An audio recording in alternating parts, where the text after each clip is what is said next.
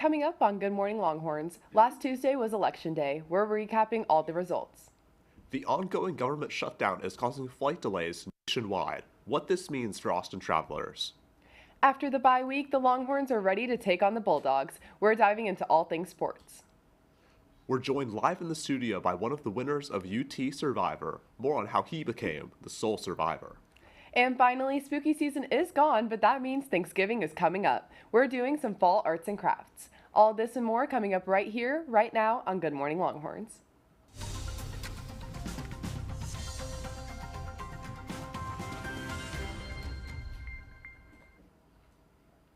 Good morning, Longhorns. For this Wednesday, November 12th, I'm Priyal Talwar. And I'm Joseph Sweeney. Thank you for joining us this morning. How are you doing this week, Priyal? I'm doing great. We only have 2 more shows left, and this semester has so flown by. How about you? Yeah, pretty crazy. This is my first and only time anchoring GMLH, so well, it's welcome. An honor to host it with you. We're happy to have you here. Let's get started. Last Tuesday was Election Day, and ballots across Texas and the country have ushered in a host of new leaders and policies. Overall, the races watched nationally produced a small-scale blue wave, ushering in Democratic candidates and policies across the country. Here in Texas, all 17 of the constitutional amendments on the ballot passed, instituting tax breaks for property owners, imposing new restrictions on bail, and funding water infrastructure to combat the state's water crisis, just to name a few of the changes. We have officially reached day 43 of the longest government shutdown in the history of the United States. However, the end might be in sight. Our Anish Tiwari joins us in the studio to talk more about the shutdown and the deal that could bring it to a close. Good morning, Anish. Good morning. It's been 7 weeks since Democrats and Republicans failed to agree to a proposal to extend funding, causing the government to shut down. Since then, millions of Americans have felt the impacts of the shutdown through government layoffs, cuts to benefits, and even delays at the airport. On Monday, Congress passed an important first step towards ending the shutdown. 8 Democrats joined Republicans in voting for a funding bill that includes SNAP benefits and back pay for federal workers. The Democratic senators who voted for the bill defended the decision, saying it's time for the shutdown to end. Take a look. This agreement funds SNAP and food assistance programs, ensures that law enforcement, air traffic controllers, and other federal workers get paid, reverses the president's recent reckless layoffs and prevents them from happening in the future, and crucially, gives Congress a clear path forward to protecting people's health care. You might have heard Senator Hassan mention the issue of health care. Most Democrats pushed for the funding bill to include the extension of tax credits for the Affordable Care Act, which are set to expire this year. However, it was left off the bill. Republicans have agreed, though, to hold a vote on it in December. If they aren't extended, health care insurance premiums could more than double for some Americans. Now, the shutdown isn't over yet. The House of Representatives still needs to pass the bill. Then it goes to President Donald Trump. Both the House and the President are expected to approve it. We will keep you updated as the shutdown continues. Priyal? Thanks, Anish. From one election to another, Greg Abbott announced plans to run for an unprecedented 4th term as Texas governor. Speaking to a crowd in Houston, Abbott laid out his platform for 2026, including limiting local taxing power, eliminating diversity, equity, and inclusion policies in Texas schools, and changing private school vouchers. Abbott promised to defend what he refers to as Texas values and culture from Democrats and their quote-unquote socialist backers. Austin City Manager released a revised budget plan for 2026 following the failure of Prop Q. The city would have gained an estimated $109 million in property tax revenue had the proposition passed. The revision cuts funding from social service contracts, emergency medical services, parks and recreation, the municipal court, Austin Public Health, and the Austin Fire Department. The Homeless Strategy Office will receive an additional $3.7 million. The revised budget is set to go through several sessions before its potential adoption on November 20th. The City of Austin also released a new fire safety initiative this week, along with the No Ember November campaign. According to KXAN, Mayor Kirk Watson said that Austin ranks 5th in the nation for homes being at risk of a wildfire. Watson and Travis County Judge Andy Brown both signed wildfire proclamations on Friday. Local officials also provided resources such as the All Hazards Protective Action Plan, which helps to create a plan in case of an evacuation. The Austin-Travis County Wildfire Coalition is working on an updated safety plan as well, something that is revised every 10 years. Flights at Austin Bergstrom International Airport were on ground delay for over 6 hours on Friday due to limited air traffic controllers as a result of the government shutdown. Flights going into Austin were grounded at their origin point to limit air traffic into Austin, although the delay only affected arriving Austin flights. Many departing flights were also delayed. Delays are expected to get worse the longer the shutdown continues and as it gets closer to the holidays. Austin ISD announced November 4th that they will be closing 10 schools by fall 2026. The district originally announced in October that they would be closing 13 schools as a result of academic performance issues and budget cuts, but in the updated plan, they removed 3 of the schools. Officials are also delaying a plan to update the attendance boundaries that would affect a quarter of the district's students. The Board of Trustees will vote on the updated plan at its general meeting on November 20th. A potential key player in the 2028 presidential race stopped by Texas after a key Election Day win. California Governor Gavin Newsom held a rally in Houston over the weekend to speak to a crowd of Texas Democrats. The visit came days after Proposition 50 passed, which will allow California to redraw its congressional map to gain 5 more Democratic seats. The proposition was led by Newsom and passed with around 64% of the vote. Prop 50 was a direct response to redistricting here in Texas, led by Governor Greg Abbott, to gain more Republican seats. The U.S. Supreme Court issued an emergency order to block full SNAP payments last Friday. A lower court ruled that the Trump administration must fully fund SNAP for November. However, the Trump administration asked a higher court to pause any court orders requiring it to overspend their contingency fund. Partial SNAP payments will continue for November. Justice Ketanji Brown Jackson said the pause will remain in effect until the first U.S. Circuit Court of Appeals decides on the matter. UT celebrated their annual First Gen Week to celebrate the determination, leadership, and success of the First Gen community. Throughout the week, there was a range of workshops, professional development opportunities, and socials. First Gen students are those whose parents or guardians did not have a chance to complete a college degree. Many students whose parents have degrees from outside the U.S. also identify as First Gen. UT says it aims to actively celebrate and support First Gen students as they forge new paths for themselves and their families. And with the holidays coming up, so is holiday spending. UT's Texas Exes hosted the Longhorn Market last Sunday. The market contained Longhorn-owned businesses selling clothing and goods. TSTV News' Daniel Davila brings us more about the event. I think the biggest thing is starting. I think the majority of people with an idea, they never start. Kicking off the holiday season, UT's Longhorn Market sets shop. With over 50 Longhorn-owned businesses, there's something for everybody. And while most businesses are owned by UT alumni, there are some students, like sophomore Diego Avila, who are getting a head start. You need to sort of go outside the normal cycle, and if you wait too long, that's impossible. So I think getting a head start is really important here, especially just to get experience, because to be an entrepreneur, you're gonna fail, and you're gonna keep failing, and then maybe one time it works, but that time doesn't come until you fail 10 times. Avila is the founder of Chicken Fight LLC, a card battle game. The market also featured unique clothing, home goods, gifts, and trinkets. They even have food ranging from chicken pot pie to cookies and pecan pie. Speaking of dessert, Curdy's Cookies, an alumni side hobby turned business, shows how UT alumni always have a place at UT. It's really cool for us to be able to do these sorts of things, and I think what's cool about UT is that there's people from so many different avenues and backgrounds, and I think it's cool to bring them all together and support one another in one place. And while businesses are selling their ideas and goods, students are coming out to support. I think it's great, you're bringing a lot of local businesses, small businesses, you're helping the community.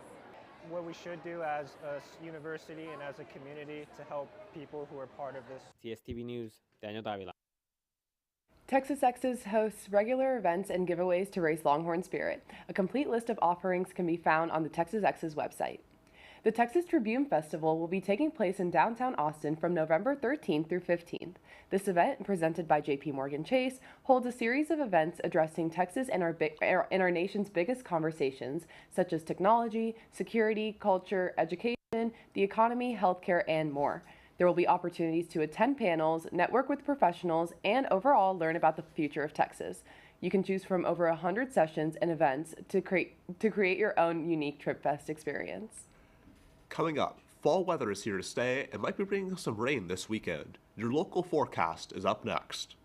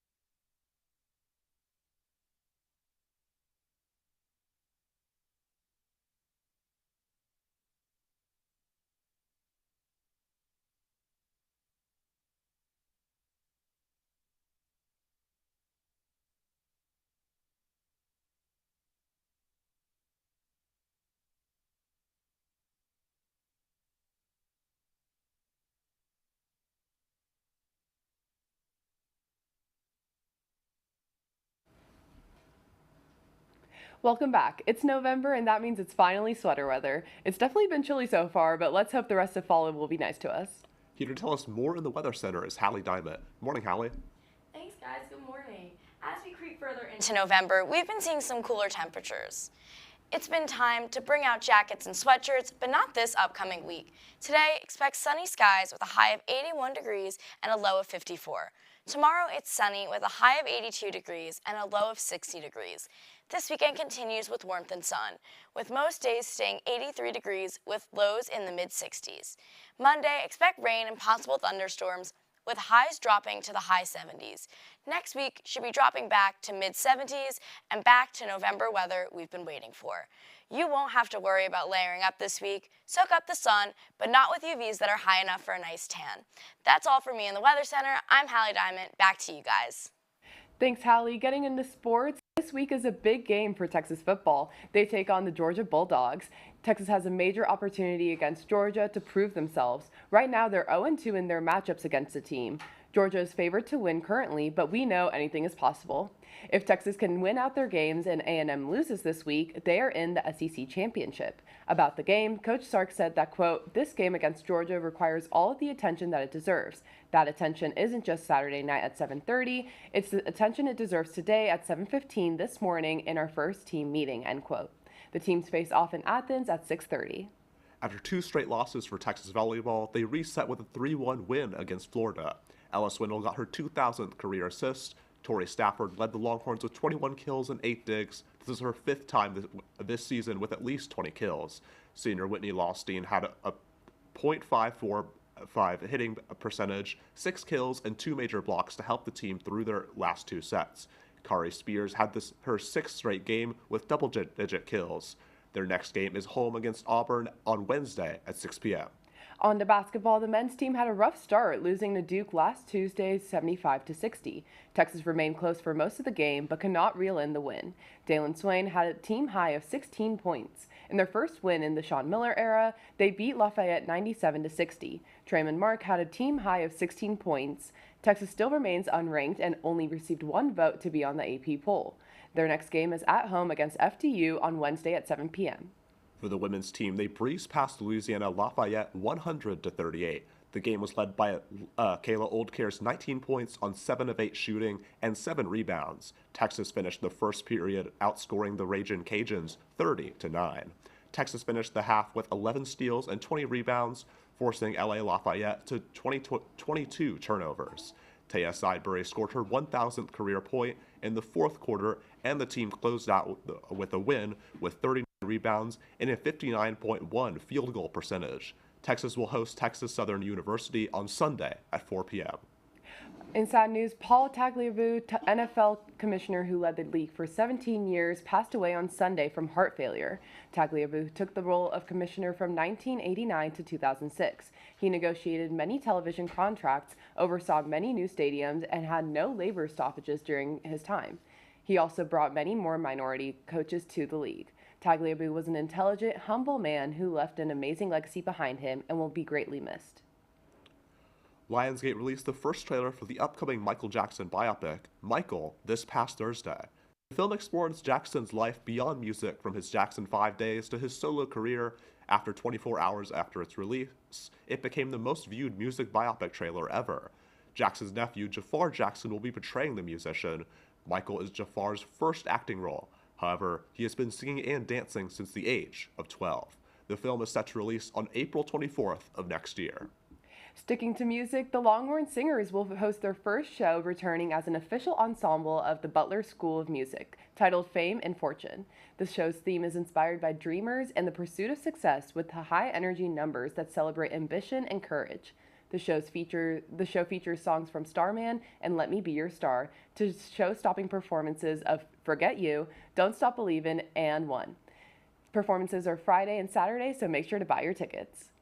Starbucks has officially released their annual Christmas drinks for the holiday season, from returning favorites such as an iced sugar cookie latte to an iced gingerbread chai, iconic peppermint mocha, and their caramel brulee.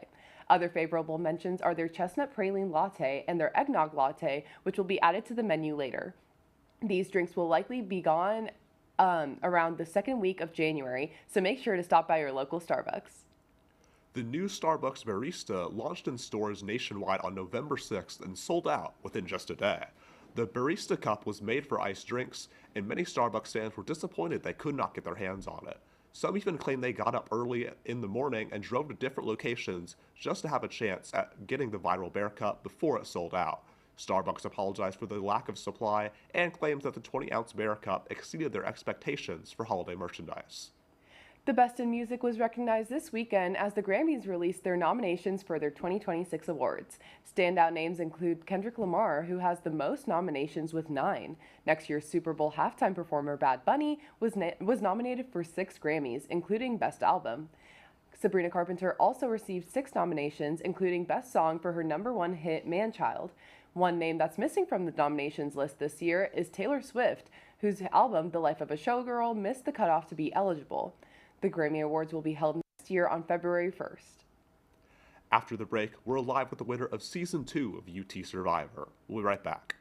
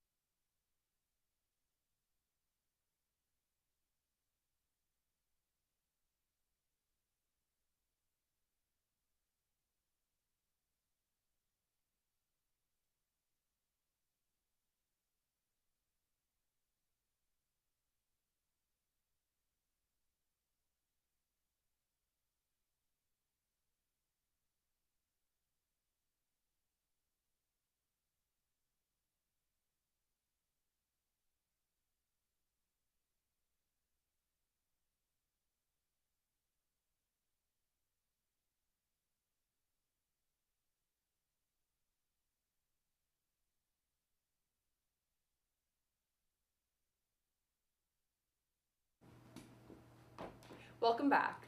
Chances are that you've heard of the popular reality TV show Survivor, but you might not be aware that the action on Survivor Island is happening right here on the 40 acres, thanks to a group of UT students. This morning, we're joined by Cooper Brown. Cooper was the winner of Season 2 of Survivor Texas and is now the show's managing director. Good morning, Cooper. Good morning. How y'all doing? Doing great. How about you? Fantastic. Awesome. Thank you for joining us this morning. So before we get into Texas Survivor, to those who might not be familiar with the show, could you walk us through what Survivor Texas is? Yeah, so Survivor Texas is a social strategy game that takes place throughout the course of the semester. So we cast around like 12 to 16 students, and they compete every week in challenges and eliminations. So they're voting people out, strategizing, scheming, blindsiding, and ultimately competing to be the sole survivor of Survivor Texas. Awesome. And Cooper, just curious, how did you get into Survivor? I'm just a huge Survivor fan. So when I was a freshman and I came to UT my first semester, I saw a flyer and I was like, this is literally made for me. And then I played, and then I joined crew, and now I'm the host. That's amazing. So just last semester, you won Season 2 of Texas Survivor. What was your strategy to be the last one standing? Oh, that's a loaded question. I feel like I wanted to be friends with everyone, get everyone to trust me. Gotta had some blind sides in there, but I feel like playing a mix of like social game, strategic game, I think people really appreciated all that holistically. Yeah. Right, and you're now the managing director of this program, Mm-hmm. What goes into that, and how do you balance that with all of your course load and everything else you have to do as a UT student? Yeah, honestly, it's a lot. Sometimes I think of it as a job, but there's a lot of components that go into obviously we have to get permits and reservations for all the spaces because we film on campus. There's a lot of parts just maintaining a crew. We have a crew of 30 to 40 people per semester, so it's a lot of people. But I love it. It's like a community more than anything. So we all come in to, create something that we have a shared goal of just like loving in general. We get to watch these episodes back and like really rejoice on like the time that we spent together. So, it is a lot of work, but it's so like meaningful, and it really does have like an awesome product at the end that we're all really proud of looking back at. That's amazing. Well, this evening, Victory Lap will be showing episode 8 of the current season of the National Survivor Show. What can people expect at the watch party? Yeah, so the watch parties are awesome. Victory Lap has been awesome to host us. There's a bar. If you're 21, they have food there too. Actually, next week we're having a watch party with Mitch from Survivor 48. So we like to invite actual Survivor players back to try and, help the Austin community meet Survivor players, but also Survivor Texas, because we are all a ton of reality TV fans. So we love meeting actual reality TV stars. Right, and so becoming a contestant on Survivor Texas, how does that work? Yeah, so we have an interview process at the beginning of every semester. We table for the first 2 weeks, and then we're also casting throughout those first 2 weeks. So by the third week of the semester, we're starting, people are competing, and by the fourth week of the semester, someone's already voted out. So every week it's happening very, very quickly, but it's such an awesome experience overall. Yeah, and UT definitely isn't no Survivor Island, but your team has made it work. So how does the show translate to the limited space around here? Yeah, so you don't have to starve yourself. You don't have to sleep outside. That's the good thing about being at UT. Everyone goes to bed in their own beds at night. But outside of our shoots on Thursdays and Sundays, we encourage them to strategize on their own, make alliances, scheme, whatever it's going to take to keep them in the game. So there's a lot of outside of the game dynamics, and that's honestly where a lot of people really become friends afterwards. Right, well, we're running a bit low on time here, but before you go, I just wanted to ask, what does the future of Texas Survivor look like? Hopefully it just never ends. Hopefully we get to season 50, just like the real show, and we're pumping out seasons, and I don't know, hopefully there's 300 people participating. Yeah, well, we can't wait to see it. Thank you so much for joining us today, Cooper. Thank you for having me. Thank you. Well, you can keep up with all the action of Survivor Texas, or even apply to be on the show at survivor.texas on Instagram. Coming up, we're getting in the fall spirit and doing some arts and crafts. Don't go anywhere.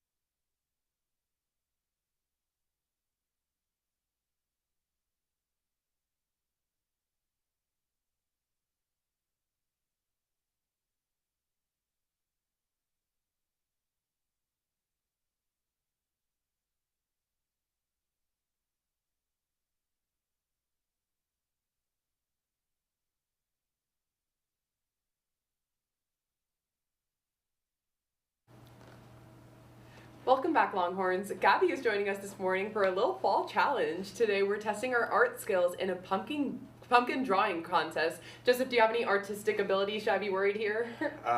Yeah, I'm gonna be honest. I can't really draw too much. So y'all are in for it. Okay, I feel like I used to take some art classes when I was younger. Maybe they'll start coming out in this challenge today, so we'll see. I'm sure y'all will do great. I don't have very many artistic abilities either, so we'll just see. All right, so the rules are each host will have 2 pumpkins and a Sharpie. So there's 2 pumpkins here, and then you each have a Sharpie. Amazing. And then you'll draw a random prompt out of the bowl. We'll have 2 rounds, so for each round, and you'll have 45 seconds to draw your prompt on your pumpkin. So there's no pictures, no hints, no words, and then once both hosts are done, the 45 seconds is up, you'll trade pumpkins and try to guess, and if you guess correct, you get a point. And then after the 2 rounds, we'll see who wins. Okay, after like the hesitation with the artistic abilities, like let's hope I guess your pumpkins. Yeah, So it'll be great. let's get started. Okay, go ahead and draw. Okay. Draw. Okay, so you guys look at your stuff. You got it. That's Okay, set it down. You can pick up your Sharpie, pick up your pumpkin. Okay. Okay, ready, set, go. Okay. All right, we've got 42 seconds, 40 seconds. Let's see what they got. Okay. Oh, okay, you know what? Okay. Oh, God. Let's see. It's a lot harder to draw the Okay. pumpkin than one would think. Yeah. Loki, you're doing a good Right? job. Like, yeah, I see it. Okay, less than 20 seconds. Okay, let's see if I could do anything else. I don't know how else to draw this. Basic geometric shapes. Okay. Did you get an easy one? I feel like. I don't know that I would Yeah, describe I it don't as that. qualify as easy in this, you know. Okay, guys, time's up. Okay. So go ahead and put your markers down. I don't know if you can see that. All right. But- Okay. So go ahead and trade pumpkins. Okay. What is that? Okay. That's Joseph, the which same of thing. you, Joseph Real, which one of you wants to go first? I'm gonna let Joseph go first. I need more time. Okay. By the way, wait, maybe we should just show them. Oh, This is that'd what be a it good looks idea. like. Yeah. So, that looks like the ghost from Pac-Man. So I'm gonna say it's a ghost, and I'm gonna say it's eating like grapes or something. Okay. No, it was not that. Do you want to tell It was us a ghost carving a jack-o'-lantern. Okay. Like, I do you see see it. it? I see it. Yeah. Yeah. I see it. This, I think, if I'm going for like a Halloween vibe, that looks like a spider. Okay. Is it? Yeah, you're one step there. Oh, there's more? Yeah. Yeah. Well, is it eating something? No. This can be viewed as like a map, maybe? The line? Anyway. What is it's- it? It's a spider doing yoga. I love these prompts. You ready for round 2? Yes, let's do it. Okay, draw your things. All right, ready, Yeah. set, go. Okay. All right, and this one's only gonna be 30 seconds. Oh, It's gonna be no. rapid fire. Really testing our art Yeah, skills. go. You guys got it. Okay. 15 seconds. Okay. I don't know if that looks like what it's supposed to be.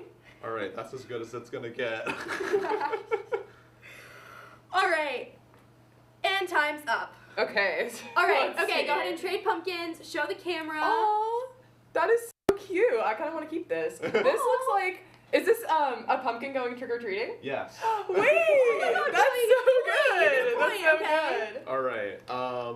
Let's see here. It looks like I'm gonna say that's a moth, and I'm gonna say that's a barbell. Okay, Close. you're so close. It's a bat lifting weights. Okay. I basically had it there, right? Yeah. So, Oh my God, that Priyal, was so you are fun. the pumpkin Picasso. I know, what can I You win. say? Well, that's all the time we have for this Wednesday. Thank you so much for joining us. I'm Priyal Talwar. And I'm Joseph Sweeney from our Good Morning Longhorns team. We'll see you back here next week for Campus First News. Follow us on Instagram at Good Morning Longhorns and check out our website at tstvnews.com.